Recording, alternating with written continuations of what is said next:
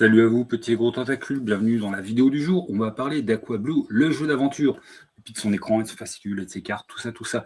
Donc Aqua-Blue est le jeu tiré de la BD du même nom, avec les mêmes dessins. Voilà. Hein. Si tu connais pas la BD, va voir la BD. Hein. C'est un des Mustaphes français de la SF, assez sympa. Sur certains points, si vous ne connaissez pas, ça vous fera penser un petit peu à Avatar. C'est bien antérieur à Avatar. Hein. Aqua-Blue n'a pas du tout pompé Avatar. Bon, à mon avis, Cameron ne connaît pas Aqua-Blue, donc l'inverse non plus.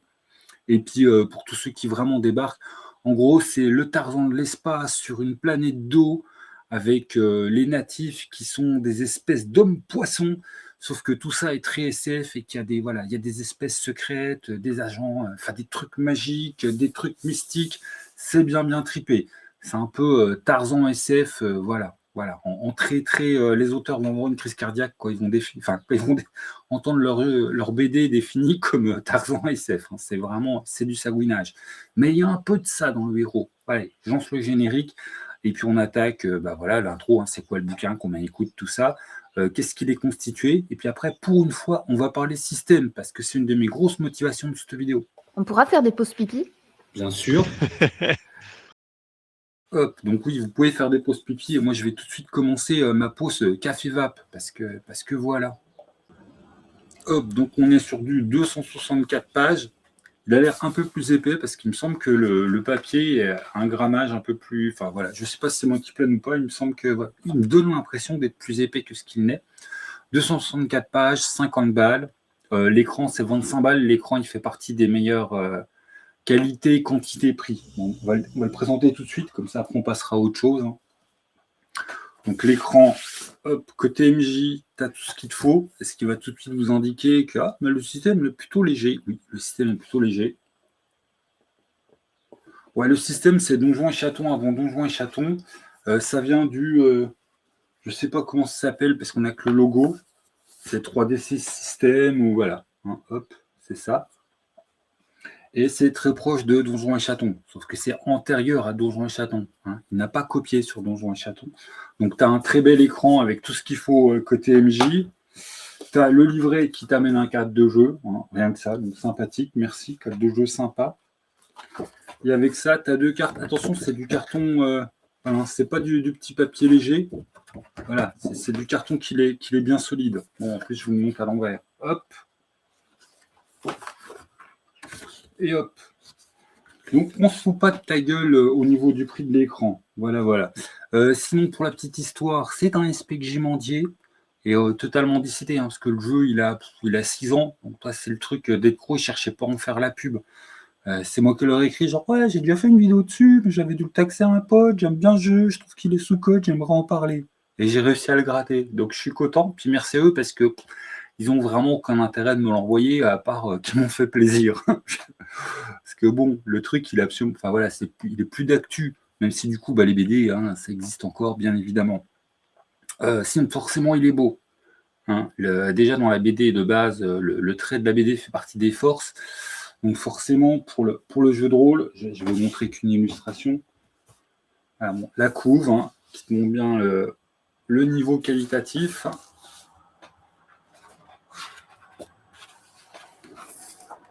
Alors, on n'a pas, sur 50 000 pages comme ça, ils n'ont pas fait du remplissage en fait, mais on a vraiment certaines très très belles pages. Les débuts de chapitre, voilà. Les illustrations, vraiment, elles valent le détour. On est voilà, là-dessus, c'est béton. Donc, il est beau, il est tout à fait respectueux de l'univers de la BD, puisqu'en fait, on va jouer dans la fondation d'Aqua-Blue. Voilà, hein, le héros, beau, riche, vaillant, élu, il a une fondation et voilà, tu bosses pour lui. On peut jouer à peu près tout, sauf en fait les hommes crevettes et tout ça. Hein. On ne joue pas les super mentas mystiques non plus, mais tu peux jouer donc voilà, les natifs, les meules, je me plante tout le temps dans le nom. Ça fait 20 ans que je me plante dans le nom. Donc les schtroumpfs géants aquatiques, des humains, des métis, voilà, comme le gamin dans les derniers cycles, ou tu peux jouer un robot. T'as comme Nounou. Ça, c'est très très cool et ils sont très jouables. Et les robots sont même un petit peu. Si tu joues Cheatman, les robots, c'est les plus mieux. Ils n'ont pas accès à la magie. Voilà, les humains et les robots n'ont pas accès à la magie. Donc il est très respectueux, il est, au début, on t'explique bien, bon, si t'aimes pas le jeu de rôle, c'est pas grave, tu peux quand même l'utiliser comme encyclopédie parce que c'est complètement canon, hein. Puis les auteurs, ils ont ramené voilà, ils ont supervisé tout ça, ils mettent un petit mot au début, ils sont enfin heureux, machin. Donc voilà, c'est complètement validé en termes de background. Pour l'époque, c'est sorti avant le dernier tome de BD d'Aqua Blue, mais ça spoilait déjà ce qui se passait dans le dernier. C'est-à-dire que tu as tous les bouquins avec un petit résumé, oh, là il se passe ça, là il se passe ça, là il se passe ça, là il se passe ça. Et ouais, le projet, ils sont allés jusqu'à spoiler un truc qui n'était pas encore sorti à la sortie du jeu de rôle, pour que le jeu de rôle soit complet. Rien que là, tu fais bon, ok, les auteurs, c'est pas juste on met un petit mot au début, on est content, ils étaient vraiment contents, ils ont spoilé leur propre œuvre. Truc qui d'habitude ne se fait jamais, hein. Je veux dire, c'est un truc, ça ne se fait pas normalement. Il y a l'embargo. Là, ouais, là, on s'en fout, on spoil. Enfin, ouais, je trouve ça super couillu et ça montre bien que voilà, il y a un vrai cœur de projet voilà, qui est porté, que les gens ils aiment le truc. Même si, bon, forcément, il y a aussi le côté licence, ouverture sur le public fan de la BD, enfin, voilà, il y a aussi un côté pognon. Mais bon, c'est un petit indice quand même qui te montre bien qu'il y a de la passion. Dans les auteurs, bah, il y a des gens connus, hein, t'as Batro, t'as Tricky, voilà. Enfin, dans les auteurs du jeu de rôle. Et puis, sinon, quoi dire de plus? Au niveau des époques, bah, vous jouez un peu quand vous voulez, même si, bon, avec le jeu de rôle et puis avec la fondation Aquablue, on a plutôt voilà, une époque qui est donnée, bah, tout simplement, notre cher Bondinet, il a déjà récupéré son héritage, il a fait la fondation Aquablue, puis là, bon, bah, faut jouer à peu près quand vous voulez, hein. On a tous les secrets de l'univers de la BD qui sont redonnés et surtout qui sont travaillés pour faire du texte, parce que dans la BD, tu apprends ça toi, au fil des tomes. Mais t'as pas un moment où tu as la méga chronologie qui t'est posée, les secrets de l'univers qui te sont donnés. Toi, tu sens bien que les espèces de super remontas, c'est des trucs vraiment chelous. Ah, là, on te spoil, hein. Ouais, non, en fait, c'est sûrement des êtres multidimensionnels, que quand Qualboulou se sera fait bouffer par le trou noir, c'est pas grave, elles continueront à nager dans l'espace. Ah, ok, ok. Donc les remontas, c'est à ce niveau-là, quoi. Tous les secrets sur les psioniques des hommes crevettes, c'est donné. Leur origine, l'influence qu'ils ont eue sur les humains quand il y a eu la grande migration spatiale. Je me rends compte que si vous ne connaissez pas la BD, pour vous, là, ça doit être complètement perché. Donc, Aquablue, si vous ne connaissez pas la BD, au tout début, bon, on a la découverte d'une belle planète bleue avec des petits indigènes qui ont l'air un petit peu sauvages. Ils sont tout bleus, ils n'ont pas de cheveux, ils respirent sous l'eau. On a un Tarzan qui est échoué là-bas, voilà, qui est élevé dans la culture des natifs, qui devient l'élu de la méga Remanta cosmique, qu'ils vénèrent un peu tous comme un dieu, machin, qui est vraiment un truc voilà, cosmique, en fait, qui est une bestiole qui est perçue un peu comme semi-intelligente, sauf qu'en fait, elle est sûrement tellement intelligente que c'est nous autres, tous les bipèdes, qui sommes trop cons pour la comprendre, elle. Elle et les niveaux multiversels, quoi. Donc, en fait, c'est sûrement nous les trop limités. Puis elle a un contrôle psy de la mort. Enfin bon, voilà. Donc c'est sûrement nous les limités. Il y a une espèce cachée, par contre, sur la planète bleue, qui va se révéler au héros, puis qui va en fait botter les fesses de la Légion humaine, qui vient en mode gros conquistador dominateur. Donc du coup, il y a après un petit statu quo avec la Terre, qui est une Terre SF, et puis qui est un petit peu facho-capitaliste. Mais du coup, il y a quand même des colons, parce que je vais mettre la pause, tèche la mouche. Donc, il y en était donc la première vague d'invasion d'Aqua Blue, c'est pas mal en mode légion, les militaires. Du coup, il y a un soulèvement des natifs. C'est là, en fait, on a la super espèce cachée qui se révèle et puis qui aide les natifs à botter les fesses de la légion. La légion étrangère française, c'est franchement ça. Mais du coup, on a quand même en fait des humains qui arrivent sur Aqua Blue, qui sont nommés les colons, qui pour certains sont pas très loin d'être des réfugiés, tellement toi, ils fuient une terre où ils ont pas d'espoir. Voilà, la terre, elle est à la fois polluée, complètement soumise au capitalisme, qui fait que quand t'es pauvre, c'est pas ouf. Enfin, voilà, c'est pas l'Éden. Donc il y a pas mal de gens qui retentent leur chance sur Aqua Blue. Et forcément, ça fait des grosses tensions parce que certains natifs, ils ne voyaient vraiment pas ça d'un bon oeil. Ils se disent un peu, tiens, on va se faire indianiser la gueule. Et bon, les peuples d'Aqua Blue n'auraient pas une capacité en fait à botter les fesses des terriens. Oui, probablement, Mais du coup, en fait, voilà, les peuples d'Aqua-Blue ont accès à des pouvoirs psy, des prodiges. Bon, c'est pas méga cheat non plus, hein, on n'est pas à la boule de feu, voilà. C'est pas Dragon Ball ou Donjons et Dragons, mais il y a quand même des petits pouvoirs, et puis surtout l'espèce cachée, hein, ce qui va donner Atlantis au niveau de notre Terre, qui sont des hommes crevettes. Eux ils sont méga balèzes, ils sont là depuis très longtemps, ils sont là depuis avant l'humanité, ils ont accès à une bio-ingénierie. Les petits schtroumpfs sur la surface d'Aqua-Blue, en fait, c'est leurs descendants qui étaient venus à la surface parce qu'ils étaient contre vivre tout le temps voilà, sous l'eau, qui utilisaient de la bio-ingénierie sur eux-mêmes. C'est pour ça qu'ils ressemblent un peu plus aux humains. On sait que certains humains, et là je spoil, en fait, le seul truc qui n'est pas exploité dans la BD, on porte du matériel génétique des Atlantes, puisqu'il y a eu 3 vaisseaux Atlantes qui sont partis dans l'espace, dont un qui est arrivé sur Terre, qui n'a pas justement fait le méga envahisseur, mais qui voilà, il a fait Atlantis dans son petit coin. Bon, c'est parti en vrille, ils ont pratiquement disparu, hein. Mais du coup, ils ont fait aussi certains bidouilles du génome humain pour mettre certains de leurs gènes dedans. Donc indirectement, les humains d'Aqua-Blue sont en fait liés à l'espèce qui est un peu déclinante, mais la méga espèce de la galaxie, qui est cachée dans les fonds marins d'Aqua-Blue. Voilà, qui est une espèce qui a des pouvoirs psy à bon niveau. Et après, bon, tu as les natifs, ceux qu'on connaît dès la BD, hein, ceux qui sont en bleu, voilà. Ceux qui sont très connus par rapport au. Rien que si vous avez vu des couvertures d'Aqua-Blue en vente dans une boutique, en fait, bah, c'est eux. Et bon, bah, eux aussi, ils ont un peu d'accès au psy, mais beaucoup, beaucoup moins. Voilà, eux, c'est les chamans qui peuvent faire des prodiges, mais on n'en est pas du tout au niveau des hommes crevettes méga balèzes, quoi. Et puis là-dessus, hein, il y a les Raimanta mystiques, que là, personne n'y sait à peu près rien, hein. C'est des espèces, c'est ça, c'est des Raimanta. C'est des Raimanta géantes qui sont la première espèce d'Aqua-Blue, mais qui sont beaucoup plus que ça. Et là, c'est un des rares points où on n'a pas tous les méga secrets. Voilà. Parce que sûrement que tous les méga secrets n'ont pas été encore écrits par les scénaristes, hein. On sait que c'est des trucs à tendance méga dimensionnelle. Elles font un peu ce qu'elles veulent, hein. Bon, je vous ai complètement spoilé dans tous les sens. C'est bien écrit, par contre, pas comme je viens de vous résumer, c'est organisé. Dans le bouquin, on a aussi bien justement tout ce grand côté dont je vous ai parlé, c'est-à-dire les origines largement préhistoriques avant que l'Homo sapiens n'apparaisse sur la Terre, les interférences entre Aquablue et la Terre, tout ce qui se passe dans la BD. On a la Terre aussi qui est décrite, parce que c'est important, puis tu peux tout à fait faire une aventure sur Terre.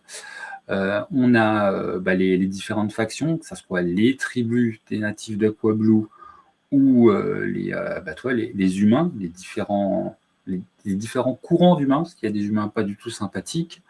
Il y a un petit côté non manichéen, à savoir que c'est pas juste les colons humains, c'est des méchants. Il y a des humains de bonne foi, en fait, qui sont là sur la Terre, parce que ils sont en mode ouais, s'il vous plaît, on veut être des réfugiés. Chez nous, ça pue. Et après, bon, il y a quelques capitalistes franchement pourris, et puis les grands méchants, quand même le dire, hein, c'est des corpos humaines. Voilà. S'il y a des grands méchants, c'est les corpos humaines. Tu peux, en tant qu'MJ, t'amuser à inventer des grands méchants en faisant revenir dans les 3 grands vaisseaux Atlantes qui sont partis dans l'espace. Bon, il y en a un qui arrive sur Terre, il y en a 2 autres qui sont perdus, qu'on ne sait pas ce qu'ils sont revenus. Si tu veux faire une vraie menace qui unit absolument toutes les espèces d'Aqua-Blue, tu fais revenir eux en mode descendant, devenus très dangereux, tarés, tu ne sais pas ce qu'ils ont trouvé dans l'espace, genre des espèces de tyrannides. Là, il va y avoir une unification. Mais ça serait quand même un petit peu, quelque part, soit trahir l'œuvre, soit vraiment partir dans un nouveau site pour vous, puisque les thèmes, hein, de l'œuvre, c'est quand même la radicalisation des camps, que ce soit les pro-Aquablue, les pro-Terre, quelque part, c'est une œuvre qui se pose, il n'y a pas de gentil et méchant entre le natif et le colon. Il y a des gentils et méchants entre ceux qui cherchent à faire une union pacifique et à faire avancer un métissage, une cause commune, et puis les tarés d'un bord et de l'autre qui veulent zigouiller ce qu'il y a en face. Là, en fait, bon, là, l'œuvre, elle pose un côté gentil et méchant. Et encore, ça a à peine plus nuancé que ça, hein. Les derniers tomes montrant que, bon, bah, quand les humains vont trop loin, en fait, si tu ne te dévends pas, il y a un problème. Enfin, voilà, Aquablue est assez subtil sur la question d'ailleurs qui résonne un petit peu par rapport à la géopolitique moderne, mais bon, hein, c'est un de mes credos de la chaîne, je garde mes opinions pour moi, donc voilà, je garde mes opinions pour moi. Mais voilà, Aquablue a vraiment un beau thème global qui est assez porté quand même sur, bon, voilà, la vraie solution, c'est les gens de bonne foi qui cherchent vraiment la paix et la cohabitation, et que bon, bah, maintenant que vous êtes arrivés, les terriens, on va essayer de faire avec vous dans le respect des uns et des autres, et sans que tout le monde s'explose la tronche comme des débiles. Il y a il y a quelques sous-factions qui cherchent bien la solution d'explosion de tronche comme des débiles. Hein, voilà, bon, vous jouez dans le camp de ceux qui sont contre. Voilà, c'est vos ennemis. C'est aussi les ennemis dans la BD, je veux dire. Qu'ils soient d'un côté ou de l'autre. Voilà, pause web, pause cave pour moi. Donc maintenant, la question en termes d'adaptation de BD, c'est une réussite. Oui, complètement. Hein, ils ont réussi à faire un truc qui soit mécaniquement pas étouffant. On verra là-dessus. Mais surtout de faire quelque chose de très synthétique sur tout l'univers de la BD, son extension, sans qu'à aucun moment ce soit trop lourdingue. Voilà. Il n'y a aucun chapitre qui est indigeste. C'est vraiment, tout se lit bien, tout s'assimile bien. La présentation des mondes, je dis des mondes, parce que bon, on va entendre parler un peu moins, hein, forcément, de la Terre, beaucoup moins de la Terre, mais voilà, tout il est digeste, t'as de l'info qui est pas... c'est pas de l'info dropping pour que le MJ se touche kiki, c'est vraiment que des trucs qui peuvent bien t'aider à poser le cadre de jeu, à inventer tes aventures. Voilà, on n'est pas sur de l'exposition des petits méchants, on dirait. Il n'y a pas l'effet, il n'y a pas le symptôme RuneQuest. Voilà, c'est pas là pour on est filim, hein, tapons même sur nos chouchous. T'as pas 150 000 infos qui te serviront à rien. Tous les sujets sont abordés de manière en fait à ce que le MJ, voilà, il ait du backup pour se sentir bien et savoir de quoi il parle. Tout simplement, ça va plus loin que la BD. En termes d'infos, ça va plus loin que la BD. T'apprends plus que dans la BD. Sinon, il y a une coquille que vous ne devrez pas rater, qui a pas grand-chose, mais en fait, il y a 4 scénarios dans le bouquin. Or, dont un qui est vraiment fait pour être de l'intro, voilà, découverte du jeu de rôle, découverte de ce jeu de rôle. Mais le troisième dans l'ordre chronologique dans le livre est appelé dans le corps du livre le quatrième, parce qu'ils sont chapitrés. Hein, donc voilà, le premier chapitre 1, le deuxième chapitre 2, voilà. Le troisième chapitre 4, le quatrième chapitre 3. Et dans la table des matières, le quatrième est bien appelé chapitre 3 et le troisième n'est pas chapitré. Voilà. C'est la coquille, ils ont merdé à ce niveau-là. Et sinon, il n'y a pas du tout, à ma lecture, il n'y a pas de trucs qui m'ont sauté aux yeux, de trucs dégueux. C'est la grosse coquille du livre. Maintenant, bon, je pense que tout le monde l'a compris, hein, j'aime beaucoup les BD Aquablue, je trouve que l'adaptation est une réussite. On notera bien qu'on n'est pas dans un what if comme on a pu avoir par exemple avec des jeux comme Dune, où on part de l'univers de base, mais voilà, c'est pas les mêmes protagonistes, hop, on change. Il y a eu ça aussi avec le Trône de Fer. Là, on est bien dans, il y a tout l'histoire de la BD qui t'est donnée, et puis c'est pour la fondation Aquablue, donc les gentils. Et voilà. Après, si vous voulez faire un what if, libre à vous, hein. Honnêtement, c'est pas compliqué, hein. Blondinet ne devient pas l'élu, et puis voilà. Et puis après, faites comme vous voulez. Donc maintenant, on va parler système, parce que pour une fois n'est pas coutume, j'ai envie de parler d'un système. Donc vous allez me dire, oh, c'est que ça doit être un truc léger. Oui, c'est un truc léger. C'est pas loin d'être un système, à mes yeux, comme voilà, dans ce que j'appelle les systèmes de jeux de rôle, tu as les systèmes type jeu de société, et je classe très vite un truc dans les systèmes type jeu de société, tu n'as pas besoin d'aller à DD4, hein. Je veux dire, quand tu commences déjà à avoir des caractères, des machins, des compétences, pour moi, c'est un système du type jeu de société, ou les trucs ultra narratifs qui, généralement, font chier tout le monde, et que j'ai jamais question sur cette chaîne, que moi j'aime bien. Toi, des trucs où tu n'as pas de score, ou voilà, bon. Je sais que je suis en minorité, on n'est pas là pour défendre ce type de système. Donc du coup, Aquablue est un système classique du type léger. 3 caracs, des compétences. Il y a même des règles de combat. Il y a des règles de magie. D'ailleurs, soit dit en passant, les règles de magie, très simples, très souples, très bien. On a une forme de magie freeform au sens que la magie, c'est des prodiges, c'est les chamans qui le font, c'est lié à des éléments, et plus tu dépenses de l'énergie, qui est en fait vos points de vie. Voilà, énergie vitale, points de vie, tout ça, c'est pareil. Et au passage, l'RC est un jeu de rôle où quand tu es à 0 point de vie, c'est pas automatiquement mort. La mort d'un personnage se choisit, enfin voilà, se valide entre joueurs et MJ pour l'intérêt de l'histoire. Ce qui n'est pas déconnant dans l'ambiance de la BD. En fait, donc tu vas taper dans ton énergie pour faire des prodiges. Si tu réussis vraiment bien, ça sera même gratos. Et si tu rates beaucoup, ça sera payant et il n'y aura rien. Voilà. Et tu peux, après, tu fais ton test, ça marche, ça marche pas, et tu peux établir le niveau de prodige, sachant que chaque prodige qui est lié à un élément va avoir une thématique, et tu as une page d'exemple. Voilà.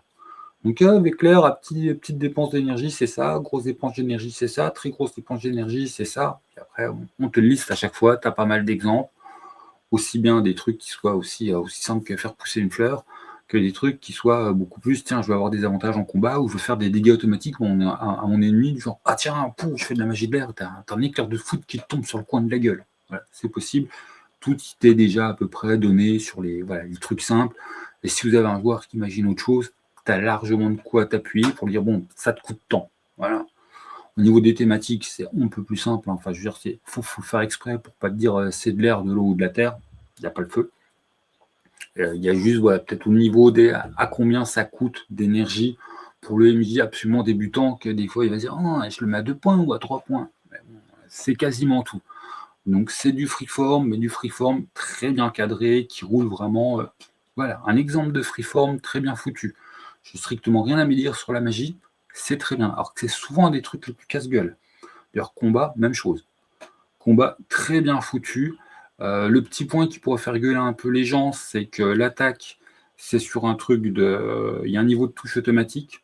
C'est-à-dire que tu dois réussir ton test physique, qui dit coup qu'en face, qu'il soit très doué ou pas, enfin, comment dire, ton ennemi ne va pas changer ta difficulté à toucher. Mais, dis à ton ennemi en fonction de ses protections, ça va changer beaucoup de choses. Hein. Voilà, tu peux toucher facilement un tank, mais si tu as un lance-pierre, ça fera rien. Mais surtout, vous allez pouvoir avoir, l'ennemi et vous-même, vous pouvez cramer certaines de vos actions pour faire de la défense. Là, vous avez 2 actions par round de combat, et vous pouvez cramer 1 ou 2 actions pour augmenter le niveau de défense. Ce qui fait que, en fait, si le test pour te toucher, si tu consacres beaucoup de tes actions à te défendre, 1 ou 2, va devenir de plus en plus difficile. Donc c'est pas exactement vrai de dire que tu tapes pareil quel que soit l'ennemi. Tu tapes pareil sur si l'ennemi ne cherche pas à se protéger, tu tapes pareil. Voilà. Si Jean-Mich il se met en plein milieu du couloir et puis qu'il ne cherche pas à se dire je vais me protéger des tirs adverses, tu le touches pareil. Voilà, c'est pas parce qu'il est guerrier niveau 25, il n'y a pas de niveau dans le jeu, mais tu le toucheras plus difficilement. Par contre, effectivement, si une grosse armure énergétique, tu le toucheras facilement, mais tu ne feras pas beaucoup de dégâts. Voilà, j'explique ça comme de la drouille, mais le système de combat, très bien fait, très simple. Bon, il prend un panneau à résumer sur l'écran, mais c'est parce que dedans, il te colle aussi les règles de guérison, de soins, tout ça. Donc là-dessus, absolument rien à dire. Le cœur du système, je spoil, c'est Donjons et Chatons. Sauf que c'est la même boîte, et que c'est Donjons et Chatons sur ses attributs qu'à pomper sur Aquablue. Si vous avez aimé Donjons et Chatons, à quel point c'est simple et que c'est bien fêté, c'est Aquablue en fait. Après tu vas pas dire que c'est un plagiat, certains des auteurs sont communs et en plus c'est la même boîte. Mais voilà, c'est physique, mental, social. Hop, tu as un niveau de carac. De 1, je suis une drouille, à 5, je suis vraiment très, très balèze. Tu prends 3d6, tu jettes. Et il faut qu'un de tes dés soit inférieur ou égal à ta carac pour avoir un succès. Puis après, ça me complexifie parce qu'il y a des compétences et puis aussi des notions du nombre de réussites. Voilà, si je dois faire un truc un peu plus difficile, je vais peut-être avoir besoin de 2 succès. Donc 2 dés sur les 3 qui sont inférieurs à ma carac. Si c'est très difficile, il va me falloir que mes 3D soient inférieurs à ma carac. Si c'est très très difficile, la difficulté légendaire, il va me falloir 4 succès. Vous allez me dire, oui, mais 4 succès avec 3D, comment c'est possible? Ça vient après, ça vient avec les compétences. Par contre, vous avez aussi le système avantage-désavantage. Voilà, les circonstances. Avec avantage, j'ai 4D, je garde les 3 meilleurs. Désavantage, j'ai 4D, je garde les 3 moins bons. Simple, efficace. Jusque-là, ça roule nickel. Au niveau des compétences, c'est là où je vais être à peine plus chiant et que selon moi, ils ratent la perfection. Mais que je comprends ce qu'ils ont voulu faire. À savoir qu'il y a des petits systèmes il y a des petits trucs de désavantage dans le jeu pour que tu puisses typer ton personnage pour qu'il ait un trait négatif quand tu crées ton perso. Mais tout ce qui est dons et compagnie, on était habitué avec Chronique oubliée, Donjons et Dragons, Vampire la Mascarade, tout ça, ça a été fusionné avec les compétences. Une compétence peut avoir 3 niveaux. Le premier niveau donne la même chose pour toutes les compétences. J'ai un avantage à mon test de compétences. Voilà, c'est pas compliqué. De base, j'amène un avantage, parce que je suis compétent. Ça se tient. Mais à partir du niveau 2 et 3, ça part en cacahuète. Ils ont fusionné avec des dons. C'est-à-dire, par exemple, le niveau 3 du combat à distance, je tire avec un gun, il va te permettre de localiser. Il n'y a pas de règle de localisation dans le jeu, mais ça veut dire que du coup, narrativement, tu peux dire que je tire dans la main, lui, il fait tomber son truc, et mécaniquement, c'est plus en dégâts. Voilà. Et tu as des trucs comme ça sur une bonne partie des compétences, mais pas tous.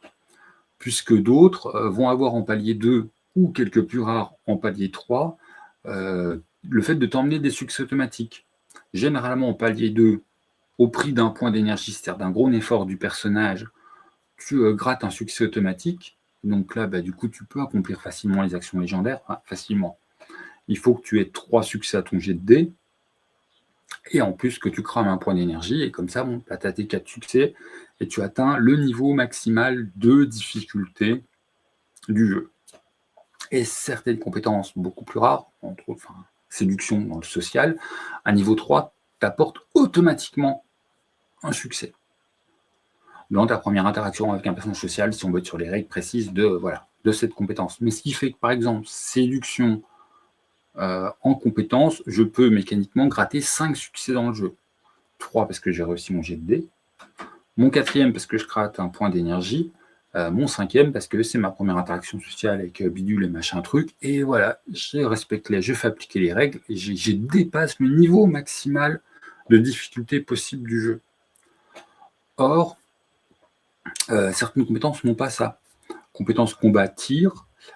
Niveau 1, je gratte un avantage. Niveau 2 et 3, c'est des exemples de dons. Et en fait, il n'y a pas de moment où je peux payer un point d'énergie pour gratter automatiquement mon succès. Donc, sauf arrangement conditionnel, machin, avec le MJ, du genre, ouais, mais là, mon équipement, il me donne plus truc, ou je veux un succès gratuit. Tu as certaines compétences qui font qu'elles ne peuvent pas atteindre le niveau maximum de difficulté du jeu. C'est un petit problème. Et là, on pourrait me dire, c'est moi qui ai mal compris les avantages et désavantages. Je suis bien allé reprendre le bouquin, page 29. Non, c'est écrit noir sur blanc. Je vire mon dé supplétif. Donc, même si avec avantage, j'ai 4 succès, je ne peux pas atteindre la difficulté légendaire. Même si, on me dit, c'est possible avec bonus ou maîtrise. Oui, mais bon. Mon bonus, généralement, le MJ va me le traduire spontanément en avantage. Donc, il faut avoir un MJ comme assez de bouteilles pour qu'il se rende compte de ça et que des fois, il traduise tes bonus situationnels ou liés à l'équipement avec un succès gratos. Voilà. Qui est mon seul bémol en tant que amateur, justement, non casual de jeu de rôle, c'est que je comprends l'économie qu'ils aient fait de ne pas rajouter en plus un système d'avantages de dons. Genre, il faut dépenser tant d'XP pour réussir à avoir telle capacité spécifique liée à telle compétence. Ils ont fait une fusion globi-bouillesque. Mais du coup, ils cassent ce côté... à mon sens, ils auraient dû vraiment faire le niveau 1, c'est pareil pour tout le monde, tu as avantage. Le niveau 2, c'est pareil pour tout le monde, pour toutes les compétences, c'est un point d'énergie égale un succès. Et le niveau 3, j'aime bien en fait le côté séduction. Mais j'aurais mis ça une fois, voilà, une fois par séance, une fois par scénar. Le joueur, voilà, il se regratte un succès en plus, ou alors le côté don, et chaque compétence t'amène un petit truc voilà, qui casse les règles du jeu. Par exemple, toi, la visée, dont on parlait tout à l'heure sur les armes à feu. Hop, toi, tu es tellement balèze qu'effectivement, quand tu tires sur quelqu'un, la question, c'est pas est-ce que tu le touches, c'est où tu le touches, déjà, tu lui fais plus mal. Puis voilà, si toi, tu veux désarmer quelqu'un, bah voilà, t'es un super tireur, oui, toi, tu peux tirer dans le pistolet et puis le faire lâcher la main. Sinon, tiens, j'en ai pas parlé, les succès et réussites critiques et échecs critiques sont vraiment bien faits, au sens où si vous faites un triple, bah, c'est une critique. Mais si c'est un triple que tu réussis l'action, c'est une réussite critique. Si c'est un triple où tu rates l'action, c'est un échec critique. Et c'est important d'en parler parce qu'on pourrait dire ouais, la granularité d'une mécanique aussi petite échelle, des 6, carac de 1 à 5, c'est un peu léger, je préférerais en déduite. Je dirais ouais, je suis pas tout à fait contre, voire je serais plutôt pour, mais en fait, si tu passes en déduite, et encore pire, si tu pars en D10, tu vas complètement renier les manifestations des critiques.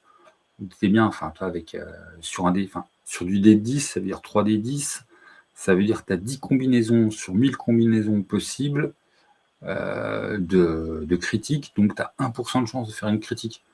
C'est pas qu'il y en a une fois de temps en temps dans les scénars, c'est qu'il y en a une fois de temps en temps sur les 2 ans que vous avez joué. Enfin, toi, si tu fais une immense campagne, il y aura peut-être 2 critiques dans toute votre partie. Bon, faites beaucoup de jeux à votre table, mais c'est littéralement 1%. Avec des dés de 6, bon, les triples arriveront plus souvent.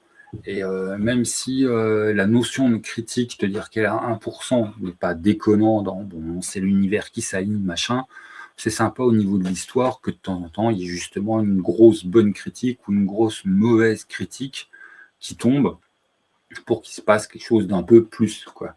Là, je ne fais pas partie de l'école les échecs ou les réussites critiques apparaissent une fois tous les boîtes 1000. Enfin, vous voyez bien, par exemple, sur DD, c'est 5%, le 20 naturel. Et c'est déjà pas un truc qui arrive 10 fois de suite en partie. Tu passes de 5 à 1%, ça fait vraiment plus chiasse, quoi. Enfin bon, voilà. Donc effectivement, la granularité est faible, mais je trouve qu'elle tourne bien. La seule exception étant que vos personnages commencent relativement faibles dans leur carac.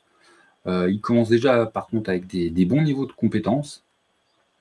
Les robots peuvent être un petit peu plus performants dans les caracs et dans les compétences, parce que voilà, c'est des aides artificielles ultra spécialisées. Mais par contre, le jeu n'est pas avare au niveau de la progression. Vous gagnez normalement pas mal de points d'XP par scénar, voilà. Et la progression aussi bien de vos attributs que de vos compétences ne coûte pas cher. Ce qui fait que vos persos vont assez vite se renforcer. Bon, ça d'un point de vue général sur absolument tous les jeux de rôle, à quelques très rares exceptions près, je suis pas fan, je préfère avoir des persos plutôt, pas méga balèzes, mais voilà, plutôt plus compétents au départ, et avoir des systèmes de progression de persos très lentes. Bon, ça, c'est voilà, c'est une école. Oups, je fais tout bouger. Aquablue, c'est vraiment l'école inverse. On est à peine au-dessus de l'humain moyen d'un point de vue carac. On est bien au-dessus quand même de l'humain moyen par rapport aux compétences. Vous avez des persos qui sont compétents, ce qui fait que même si au niveau des caracs, vous allez avoir au niveau des caracs, une carac à 3, une carac à 3, une carac à 2. Bon, c'est pas ouf, hein, mais elles vont vite pouvoir progresser, et puis surtout avec le côté avantage automatique sur vos compétences, ça fait que vous n'êtes pas nul dans ce que vous faites. Mais les premiers points d'XP, soit les joueurs ils n'ont pas compris la mécanique du jeu, soit ils sont absolument nuls en maths niveau CP, soit ils disent les points d'XP, je vais les mettre dans mes points de carac, hein, parce que c'est vraiment ce qu'il y a de plus important. Puis en plus, c'est pas cher sur les tableaux, hein, c'est un tout petit peu plus cher que les compétences, et encore certaines bestioles ont les compétences. Enfin, j'arrive au méga exception, on s'en fout. Mais voilà, c'est les 5-6 premières distributions d'XP sur vos tables, je pense 90% des joueurs vont dire hop, je mets de côté, c'est pour la carac. C'est pour la carac. Et s'ils réussissent bien un scénar, ils peuvent se gratter jusqu'à 9 points d'XP par scénar. Une progression de carac, de mémoire, c'est le niveau que tu cherches à atteindre plus 2. Donc passer de 2 à 3, ça vaut que 5 XP.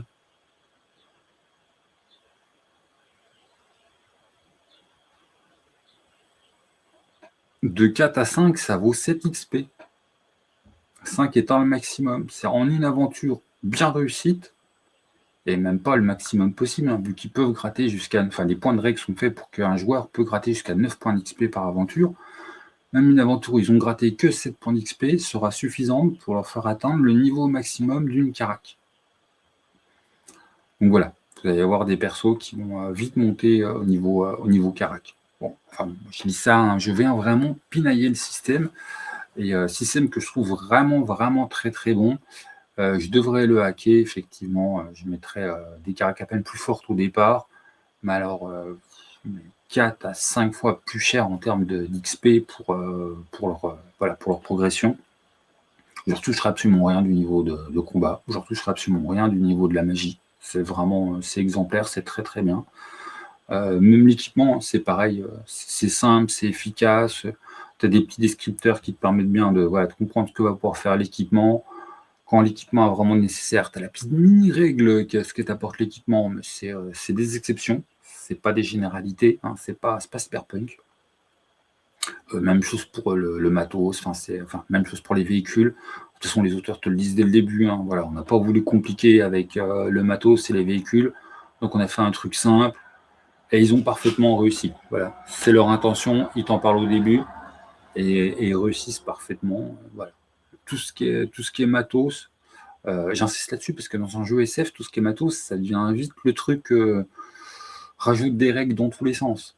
Ben, en l'occurrence, ils évitent l'écueil. Voilà. La seule écueil, à mon avis, qu'ils n'évitent pas, c'est c'est cette fusion à la fois compétences et donc est sûrement due à on fait un jeu grand public, donc du coup on simplifie et puis il n'y aura pas de liste de talents à obtenir et puis de machin, les talents sont fusionnés avec les compétences, mais qui du coup qui déséquilibrent les mécaniques de compétences et qui font que certaines compétences ne peuvent pas atteindre le niveau de maximum de difficulté. C'est un petit problème. Donc voilà. Et puis c'est tout. Enfin, s'ils peuvent, mais bon, il faut réussir à négocier avec ton MJ que ce tel truc, ça te donne un succès en plus. Ça, c'est pas inscrit dans la mécanique basique du jeu, comme le fait la compétence séduction et plein d'autres. Et justement, certaines compétences, comme le fait la compétence séduction, vous permettent d'atteindre 5. Enfin, de dépasser d'un niveau encore. On peut réinventer un niveau de difficulté. Enfin voilà, c'est vraiment les seuls trucs où j'ai à pinailler. Hein. C'est voilà. Le côté progression rapide, il y a des tas de joueurs qui vont surkiffer. Je ne vais pas dire 25 fois, je n'aime pas trop les progressions rapides. Je préfère des persos un peu plus accomplis au début où vraiment, voilà, tu joues des persos très novices et la thématique du jeu, c'est leur accomplissement. Mais là, vous jouez des persos qui sont engagés par les plus riches fondations du monde pour un des problèmes les plus épineux du monde. Donc non, je suis désolé, on ne va pas chercher Jean-Michel Sapé première année. Tu vas chercher, t'engages des gens qui tiennent déjà bien la route. Bon, ça se voit au niveau de leurs compétences, ça se voit moins au niveau de leurs points d'attribut. Puis en termes de progression, tu as l'impression qu'au bout de 3 missions, ils ont doublé, quoi. Donc voilà, là-dessus, bon, j'en comprends l'intérêt ludique, hein, pour le plaisir du joueur qui voit son perso EP. Mais d'un point de vue cohérence de l'univers, moi, ça m'énerve. Voilà. Et puis c'est tout. Bon, donc un jeu qui, à mon sens, est complètement sous-coté, sous-connu. Il y a un système qui est vraiment très très bon. Hein. On voit bien les liens de parenté avec Donjons et Chatons. Il y a à faire un bricolage entre Donjons et Chatons et Aquablue, à mon avis, ça donnerait pas loin du système parfait catégorie jeu de société, système léger. Tout ce qui est baston, magie, tu tapes sur Aquablue. Les compétences, voilà, tu vas un peu plus loin que Donjons et Chatons, et tu fais au moins le niveau 1 et 2. De toute façon, il y aurait ça, hein. Il y aurait Tikkun et Zob. T'es un pro, t'es un maître. Tikkun et Zob, il n'y a rien. Voilà. T'es un pro, bah, t'as automatiquement un avantage. T'es un maître, tu payes un point d'énergie, t'as automatiquement un succès. Ça sent brûler, ma petite poule. Bon, voilà, je vous le remonte parce que ce jeu est beau.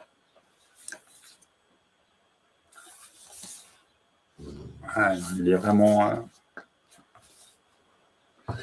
Et on remonte un petit coup l'écran, parce que l'écran, vraiment...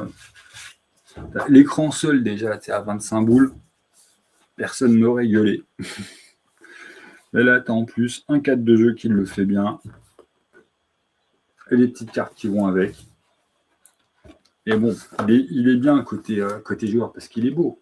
Mais côté MJ, il est vraiment, voilà, il est vraiment très complet. Bon, après, ça, c'est l'avantage des jeux avec un système léger qui ne prend pas 250 pages.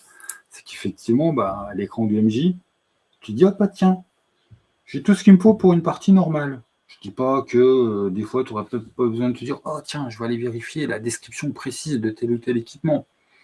Mais tu as tous les traits de matériel qui sont ramenés, l'histoire de richesse, monnaie et troc qui sont ramenés, tous les prodiges, c'est-à-dire toute la magie qui t'est ramenée, toute la baston qui t'est ramenée, les effets de dégâts spéciaux, la guérison, les systèmes de protection, les dégâts des armes, t'as la totale, les soins, c'est ramené, les difficultés du jeu, c'est ramené, les règles sur les critiques, c'est ramené, comment marche un test, c'est ramené, les caractères de base avec leurs valeurs, leur description, à quel élément c'est lié, c'est ramené.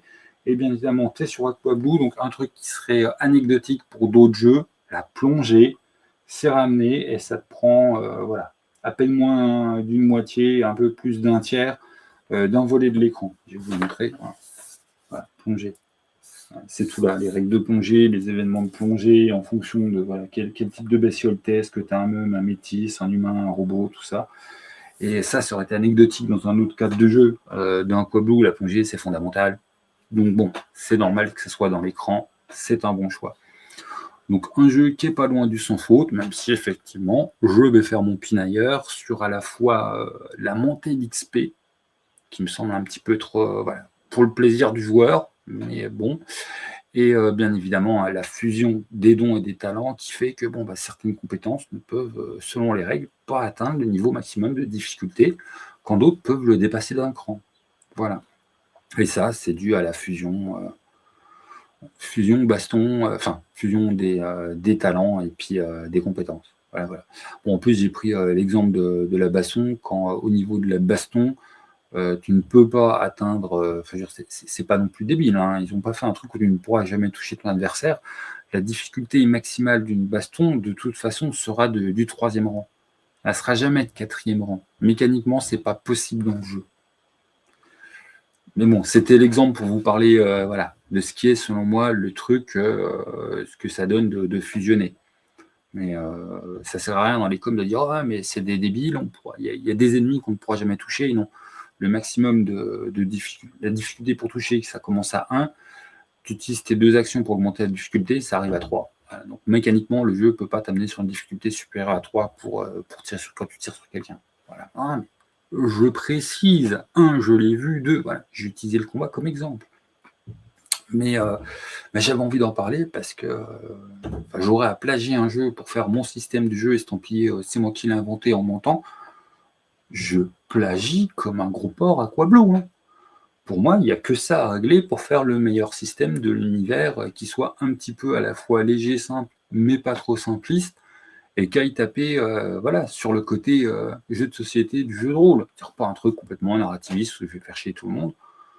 C'est cette histoire de non-fusion des talents et des compétences. Enfin bon, je vais arrêter de tourner en rond, mais c'est vraiment un truc où moi j'ai envie de pinailler parce que on n'est pas loin de mon système chouchou, tout moteur de jeu confondu, hein, avec Aquablue. C'est certains trucs dont certaines personnes se sont plaints dans Donjons et Chatons, genre bouffer tes points pour provoquer une agression, parce que ça a du sens, parce que tu joues un petit chaton mignon. Tu sors du contexte où on joue un petit chaton mignon, ça n'a plus de sens. Il n'y a pas ça dans Aquablue, bien évidemment. Enfin, voilà. On n'est pas loin du système sans faute année 2020, selon moi. Alors qu'ils sont l'année de sortie. Voilà. Et puis c'est tout. Bon, je vais arrêter de me répéter, on ne va pas faire tous les comparatifs avec Donjons et Chatons. Un cadre très très bien, une très bonne adaptation de la BD, et puis un très bon descriptif de l'univers, et puis un prix très abordable. Et puis il y a 4 scénars aussi dans le livre de base, ça aide. Et un système qui est... Ouais, putain. D'habitude, je redis des gros mots, mais j'aime pas trop parler des systèmes de jeu parce que c'est pas le truc qui m'intéresse à mort. J'avoue qu'Aquablue, vraiment, son système, je trouve que c'est pépite, quoi. Voilà, bon, je me tais. Salut les gens, jouez bien.